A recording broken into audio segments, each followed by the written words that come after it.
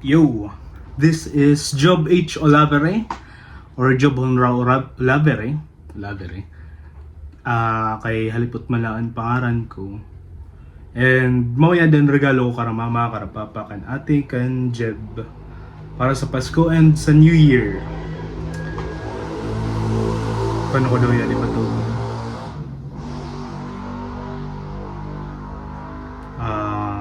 Batugon ko sa I love my family. Na may nag-stick out nga sa na verse. Nasa Ephesians 6 verse 2 na honor your father and mother, mawaya daan first promise. First commandment na may promise, and Romans 12:10 na regard others above yourself, na kumbaga honoring one another, na nag-apply sa duwa ko nakamanghod. Yun. And I pray na mahimo ko yun dito sa video na yun.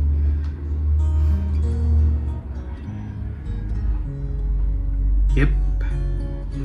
May time sa buhay ko na naimod ko ang iba na pamilya na bagan maugmahon or wala sa rahiran kay puyuunan sara, na I think mao ito at that time an ideal na family para sa ako, na sarabay magkaraon para nag-rebook ihiran di pareha sa amon sa tupay.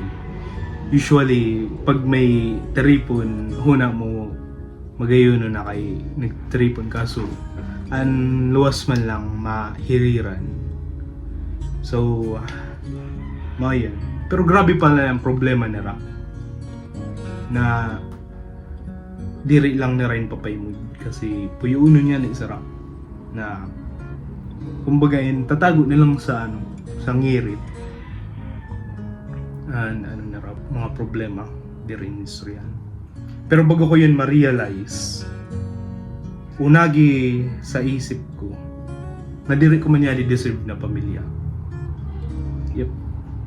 Na deserve ko ang igsat to na pamilya na ito ay puyo ang sarabay magkaraon permihan nan wala bihiran nan wala man ako utang sa magurang ko or sa pamilya na ini, kaya akay man ako ma-stay sa nainig sa di ako nira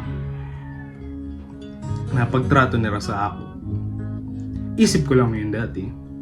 Pero niyan, aram ko na na diri ko talaga di-deserve na pamilya. Na may mas ayos pa doon na bata. Pero kami minhal nila na todo-todo.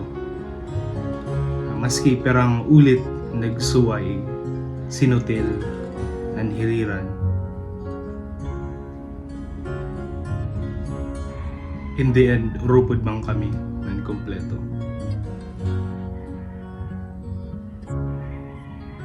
Mayon pa, di ko maintindihan kay halos uruadlaw ko man sara na iingod.